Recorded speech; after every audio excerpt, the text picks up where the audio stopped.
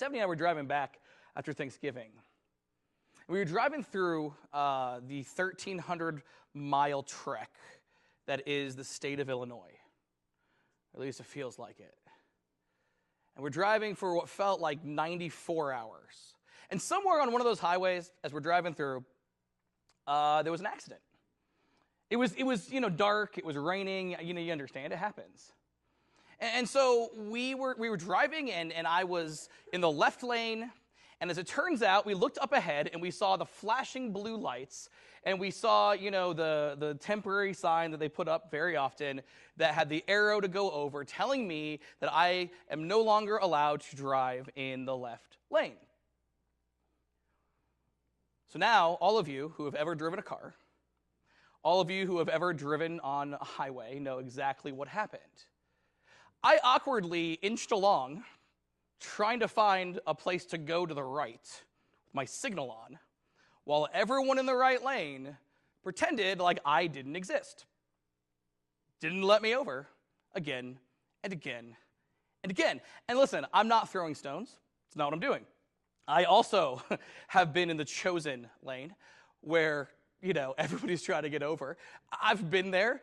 I've won the game. That's happened. I understand. That's the way it is. And I am sure, I am positive that there have been times in my life where I have not, let somebody over as immediately as maybe I should have. Not throwing stones. But I got to thinking as I was sitting there. I'm having all these thoughts as I'm sitting here about people. And about how not just selfish we can be, but how silly sometimes our selfishness is. Like sometimes when we're selfish, we get something out of it. Like that's the root of selfishness is you do something, put yourself first over other people, and therefore you get something from it. But in this case, like you're in the car, right? There's an accident. No one's going anywhere, at least quickly. And while we're on the subject, maybe the accident is a reminder that none of us should be going anywhere quickly. Thank you, Travis. And so you think, okay, cool, like, I don't let somebody over. What do you actually gain? I'll tell you what you gain. You gain the amount of time it takes to travel one car length. Because what's going to happen is it's going to open up past the accident, everybody's going to go, and if you don't let somebody in, you have literally saved yourself that time of driving. Which, I'm going to be honest, is not a long time of driving. And especially if you're talking about my car, because I drive a Ford Fiesta. It is like 4 feet long. You gain absolutely nothing. It's almost negative time not letting me in. And so as I'm thinking about all of this, suddenly I kind of look over and I'm driving and I'm thinking about just how silly the whole situation is. And I look over and there's a big gap. And I think, oh, what a nice person. Somebody has left me space. They didn't just leave me like 1 or 2 car lengths either. They left me like 5. Like there was a bunch of space. And so I thought, man, that's very nice. And so, I thought, okay, I'll start to get over and I maybe wave. And about the time maybe I start to go over and I wave, I realize the person has not left me space. The person just sort of daydreamed. And once they realized there was space, they gunned it. Which was super funny for a couple of reasons. Number 1, they nearly hit me. Number 2, they nearly hit the car in front of them. And number 3, they gained, for their gunning of the car, the space of a Ford Fiesta. And 5 minutes later, when I passed them, I thought it was even funnier. Like this person, this minivan, it was a van. This minivan probably had kids in the car while we're stereotyping here. This minivan nearly got into 2 accidents at the scene of an accident. But don't worry, they won the game. They didn't let a 4-foot car in front of them. And I'm not throwing stones. Again, we have all done this kind of stuff. We have all been that kind of selfish. And we have all gained that kind of nothing. And it really kind of crystallized for me. It's crystal clear that no matter where we are in life, In every relationship, in every circumstance, in every scenario we find ourselves in, we always have a choice. We can be selfish, or we cannot. And that reminds me of a story. So one day, Jesus was in the temple, and he and his disciples were people watching. It's one of my favorite parts of this story is Jesus literally hanging out in a temple, just watching the people go by. Just talking about the people with his disciples. It's one of the most, human things. We think about, how human was Jesus? Is he the Son of God? He's kind of float around. Man, this guy hung out, watched people, and talked about them. That's what he was doing this day. So he and his disciples are hanging out. They're sitting around watching people, talking about them. And Jesus, his eyes focus on the collection box. The place where people give their offerings to the temple, which theoretically should be going to the work of God, should theoretically be going to the work of helping other people. And Jesus noticed a steady stream of a certain kind of person. Not a bad kind of person, don't get me wrong, but a certain kind of person, a well-off person. Someone that they would call rich. Now understand, we probably wouldn't call them rich. We probably would not call them well-off because we don't live in Rome where they take most of what you've got in taxes. So they were, relatively speaking, they were wealthy in a way that, we are probably all well more wealthy. But to them, it was. And so Jesus notices that all these wealthy people, relatively speaking, were going along and giving money. They were giving an amount of money, different amounts of money, but they were giving good amounts of money, lots of money to them, at least, relatively speaking, giving lots of money to the collection box. But they were also giving an amount of money, no matter who they were, that they could afford. And Jesus took note of that these people, they're giving a good amount of money, but it's an amount of money that is really not a big deal to them. It's out of their surplus. It's out of their excess. It's kind of the extra stuff. Like, they've already paid their bills. They've already bought the stuff they want, and this is the leftover stuff after all that. And person after person after person comes along and does this. And then Jesus saw somebody that was totally different. It was an older woman, a widow. And she comes along, and she wasn't dressed well, and she clearly didn't have a whole lot. And she kind of reaches into her pocket, and she pulls out these 2 coins that were the most worthless coins in the ancient world. 2 of these coins added up to the value of less than a penny. I'll be honest, it was almost a waste to even have these coins. Imagine being a cashier and you're handed, coins that add up to less than a penny. That would be terrible. But they have those coins, and this lady had them in her pocket. And she drops those in the box, and she moves on. And Jesus, people watching with his disciples, says, hey guys, I need you to see something. And he points her out. And he says, you see that widow? You see what she just gave? He said, she has given more than anyone else here. She has given more than anyone else here combined. Because while they were giving their leftovers, while they were giving out of their excess, she gave everything she had. That is not a wealthy woman. She's got nothing. And yet when she happens upon something, her first thought is not, I should spend this on myself. It's, I bet other people might need this. I bet God's people could use this. And so Jesus tells them, this woman has given more than anyone else I have ever seen. Now that's a fairly famous story. We call it the widow's mite. We have these different things. It's one of the most famous examples of Jesus looking at someone else and commending them for their faith. And if I can pause the story real quick for a second. Pause.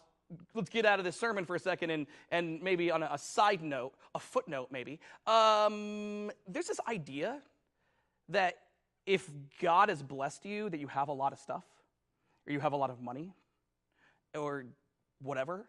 And there's this counter idea that if you don't have a lot of money, that maybe you're bad. Maybe there's something morally deficient about you. Like maybe, you've made bad decisions in life, or you've done the wrong thing, or, we should look down on these poorer people. And very often, because of this weird belief that God blesses financially, the church actually perpetuates this. I need you guys to hear that this story is a story of a woman with literally nothing. No money to buy clothes, food, put a roof over her head.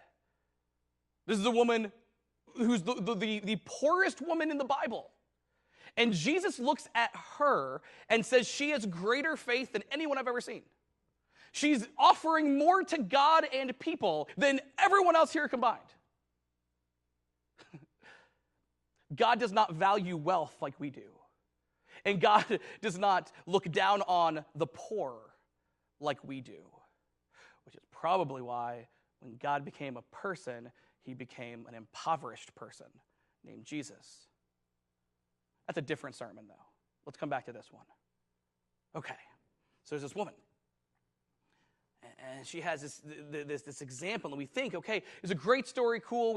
It changes the way we look at things. It changes the way we understand. We should not, be patting ourselves on the back for giving our leftovers. It's this really convicting idea. But here's what we need to see about the story.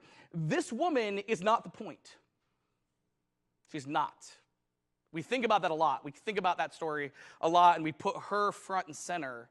But the writer who wrote this story down, the writers who wrote this story down in the Bible, they actually don't do that. This woman is actually a side character to a different story. Here's what we read before the woman comes along.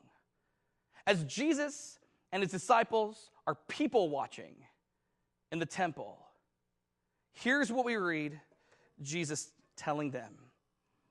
It says, "Then with the crowds listening, he turned to his disciples and he said, 'Beware of these teachers of religious law, for they like to parade around in flowing robes and love to receive respectful greetings as they walk into the marketplaces.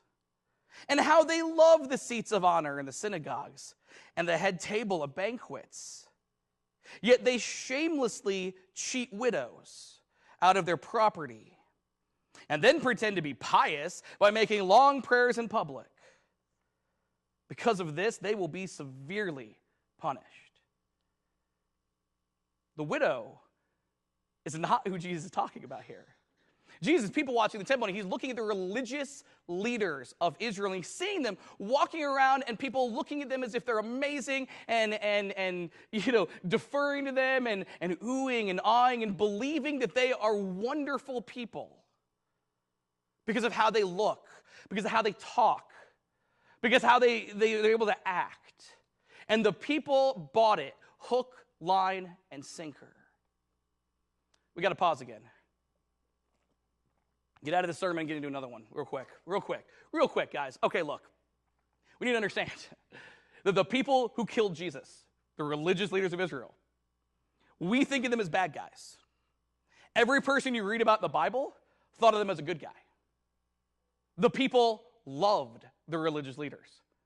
That's how they got to do what they did. That's what they were after. They were looking for attention. They were looking for people to give them a high five and say, "Man, you're really awesome." And people gave it to them. It's why Jesus ended up killed. The people followed them. They trusted them. They emulated them. They thought they represented God, and they killed God.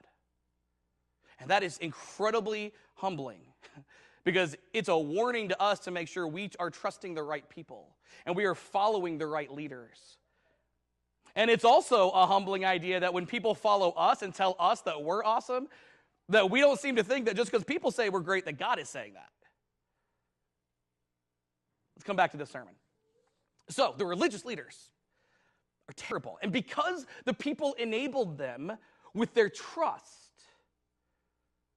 Jesus said they are defrauding widows out of their wealth. Think about what a widow is. In the ancient world, a widow is someone with no one to take care of them. It's not like women worked. Like women started working, 50, 60 years ago? This is before that. It's not like women went out and got jobs when their husband died.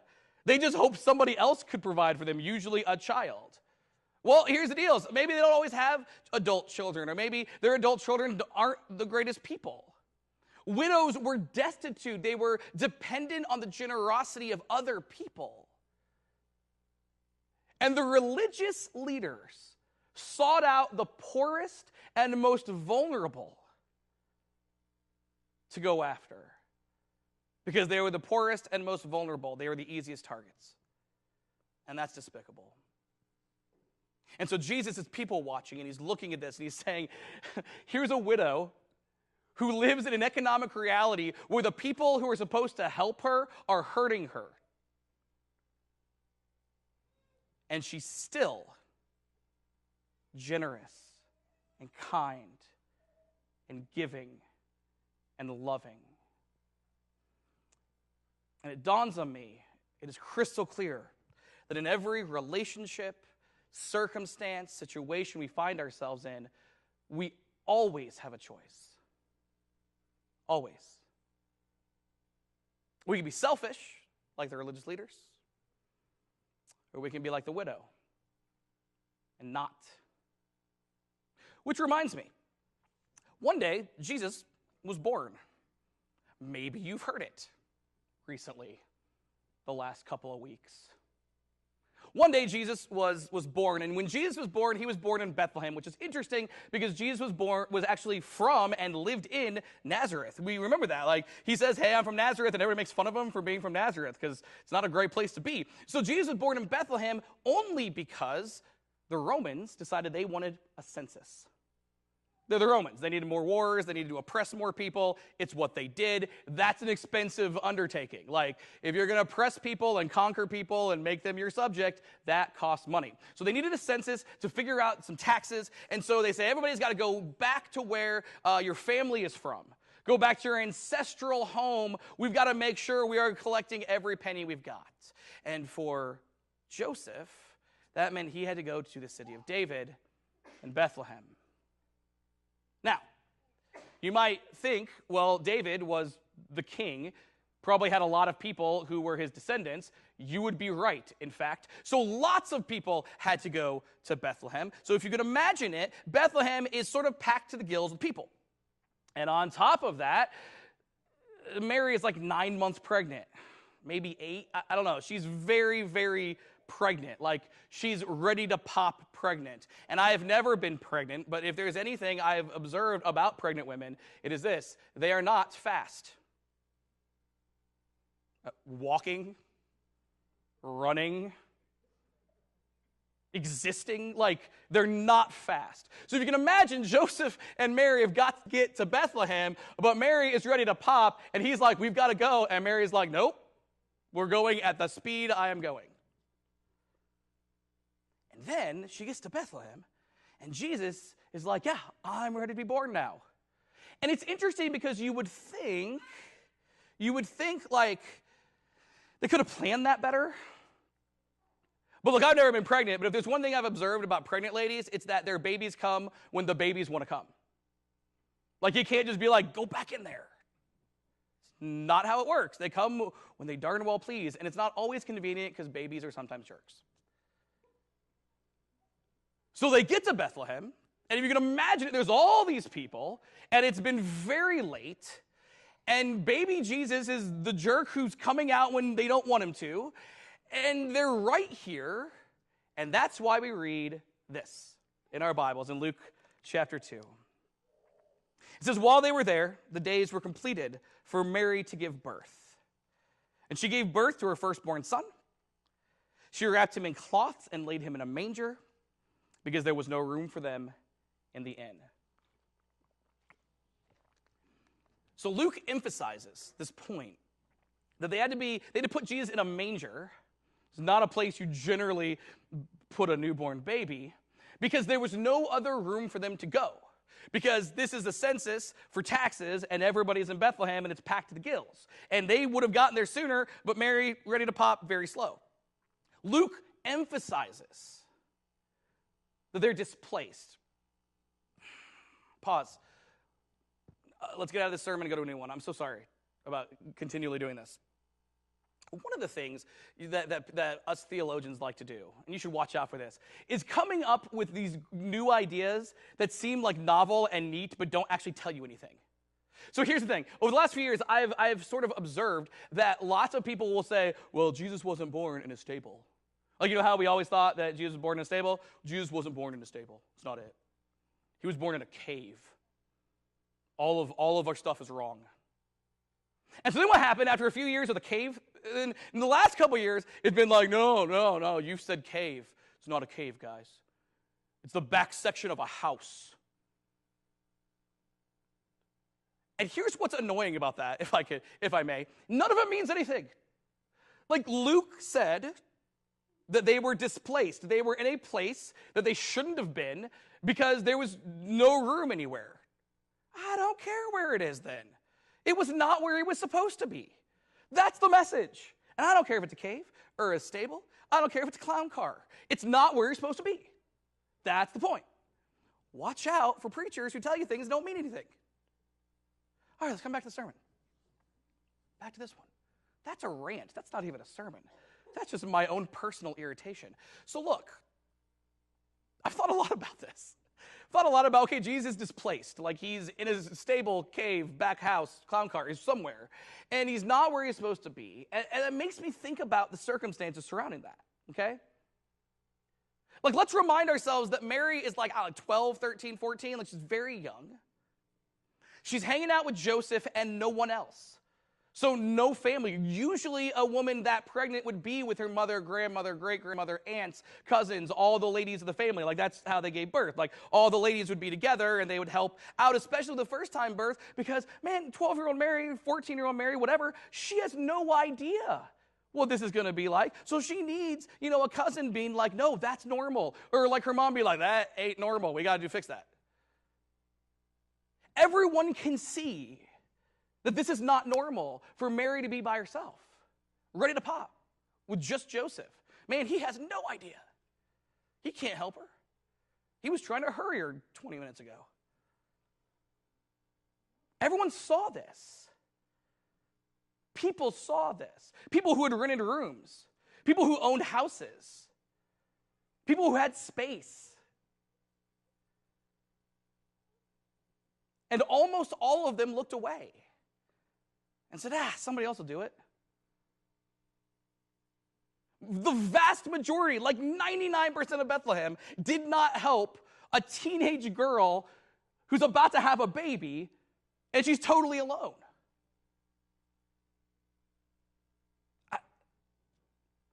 I would hope we'd be better than that, right? I would hope people would be better than that, but they weren't. They'd rented a room. It's ours. It's my room. They owned a house. It's mine. It's my house. This is my town. I don't even want you here. It's annoying that you're here, out-of-towners. Well, it was for them too. They didn't want to be traveling.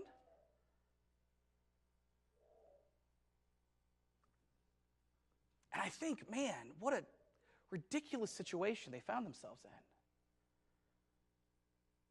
And what a sad thing it was for all these people to not help. But then I also think about this. Mary did not give birth out in the cold, in the dirt. Maybe it was a stable, maybe it was a cave, maybe it was the back of a house, maybe it was a clown car, I don't know. But somebody said, this is what I have, and it's not much. This is what I can offer, and it's not much. This is how I can help, and it's not much. And Mary would have said, thank you. Because she didn't give birth to her firstborn on the street. She was out of the cold. Okay, fine, a manger is not much of a place to put a baby, but it's a place to put a baby. It's better than a not place. Mary was thankful for that manger. And I got to think, as I hear this again, and we talk about it every year, man, in every relationship, in every circumstance, In every situation we find ourselves in, we can be selfish. We can be the people of Bethlehem who didn't care. We cannot. And while we're here, and I'm not saying this is going to be us, but man, the person who offered what they offered, let's think this through. They offered a place to keep God warm. That's pretty cool. Like, you never know in what way you're helping. Now, look, life is hard. It is. We've been talking this whole month. We've been talking this series, good news in a mad world. We've been talking, life is not jolly all the time, and we are fools if we act like it is. The world is hard. Life is difficult. People can be mean. We are flawed. And it's not always a great holiday. But I think as we look at this whole thing, we need to understand that life presents a choice. We can compare life to somebody in the right lane, and somebody's trying to get in off the left because that left lane's closed. What do? Or we can compare it to religious leaders who use what they've got to gain themselves, but also there's a widow who uses what she has to help other people. Or we can compare it to a city where 99% are inhospitable, but somebody offered what they had to keep God warm. In every relationship, every circumstance, we have a choice. We can be selfish. We cannot. And if you allow me one more, and that reminds me, what God wants us to do is what God has done himself. And we see that on page 1 of the Bible. The first story of the Bible, including human beings, is probably one that's familiar to you. It's about a dude made out of dust, a lady made out of a rib, a tree they're not supposed to eat, and then there's like this talking snake. It's memorable, that story. You're probably familiar with it. And you're probably just as familiar with the idea that talking snake manipulated and coerced the guy from the dust and the woman from the rib into rebelling against God. And that is the fall of humanity. The first sin, the difficulty we have in this world brought about by our rebellion, seen in that story. One more time, we got to stop. I'm so sorry. I'm so sorry. Look, oh my gosh, every time I bring up Genesis 1 through 3, somebody, or like everybody, is like, I got a question for you. You think that really happened? You think that really happened? Do I need to believe that really happened? What if I don't believe that really happened? What if I do believe that really happened? And man, those are so much fun to think about and argue about. But man, that is theology for theology's sake. That is just like that stable thing. It just couldn't matter less. And sometimes I think when we look at the Bible and we ask the wrong questions, I think the greatest tragedy there is that we fail to ask the right ones. And in this case, so often we're arguing about whether Adam was a real dude and the talking snake was really a talking snake, that we fail to ask the question of what this has to do with my life right now today. So let's come back to this sermon and ask that question. What does it have to do with it? Well, the Apostle Paul talks about this. And one of the things the Apostle Paul talks about is really interesting. He's so helpful in the weird debate about what's real or not, because the Apostle Paul always treats Adam and Eve like they're real, except for this one time when he's like, no, Adam's a symbol, guys. Well, that's not helpful at all. Now I can argue no matter what you say. Cool. But Paul teaches us that Adam stands in for all of humanity. He represents all of us. In other words, the story of Adam and Eve is your story. And the story of Adam and Eve is my story. The story about people who make mistakes. The story about people who rebel against God. The story about people who are easily manipulated, especially when we live around evil and we break our relationship with God because we ourselves rebel against God. And that's what makes the ending of this story so beautiful. You see, they're afraid of God in the story. Covering themselves up, they're hiding, they're all this stuff.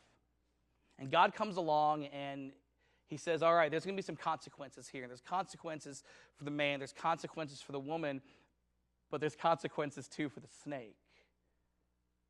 Here's what we read in Genesis chapter 3. The first time the gospel is preached, or at the very least alluded to. We read, then the Lord God said to the serpent, I will cause hostility between you and the woman, between your offspring and her offspring. I will strike your head, and you will strike his heel.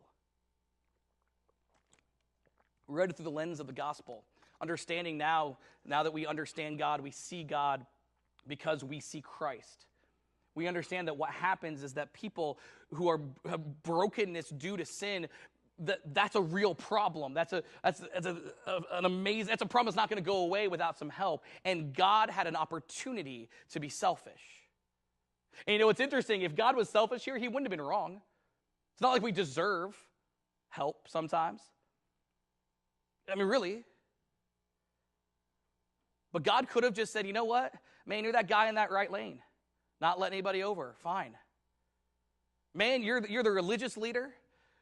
You're defrauding widows, creating an economic system where people are impoverished and can't have anything. Man, I was a baby and y'all turned away from me. God could have just said, okay, cool, I'm done. But instead, God promises that he will defeat the things that hurt us. That's the point of the cross, to conquer the sin in the world. It is Christ victorious over the things that plague us, and therefore we overcome and are victorious over the things that plague us. And God didn't have to. God had a choice. And God chose what was good for us, not him. Which is our last lesson before Christmas. Well, other than tomorrow night. Our last lesson here before Christmas. Final lesson from this series-ish. We'll talk about that next week. Is this. God's choice to selflessly love us is our example to follow. God's choice to selflessly love us, sinners, bad people, people in the right lane, religious leaders, selfish people turning away a pregnant teenager. God's choice to selflessly love us, that's the example we follow. This morning, the musicians are going to come forward. They're going to sing a song. That's what Christmas is about. That is what Christianity is about. That is what everything is about here. We have a choice to be selfish. And we have an example to follow to not be. The Bible teaches that when we understand that we're to repent and be baptized. That sounds like two things. I promise it's just one. We turn our backs on who we used to be. That's called repentance. We turn our lives. We reorient ourselves towards God. And when we do that, there's a decision in baptism. We get out of the water. We get to go down to the water. It's like our old selves being put to death. We get out of the water. It's our new selves being born again. You've never made that decision. We got a nice warm baptistry today. It's also warm virtually any day you want it. Let's talk. Love to talk. If you're already an immersed believer in Christ, you're already looking for a perfect church home, that's not it. We do serve a perfect God. We want to connect. We want to cultivate. We want to call also. We want to meet new people. We want to share the gospel. We want to grow up when we do it. I would love to talk. At the end of the day, we always have a choice. Selfishness or not. And the example of our God is not. And man, I couldn't be more thankful for that. And that's why we're here. As we stand and as we sing.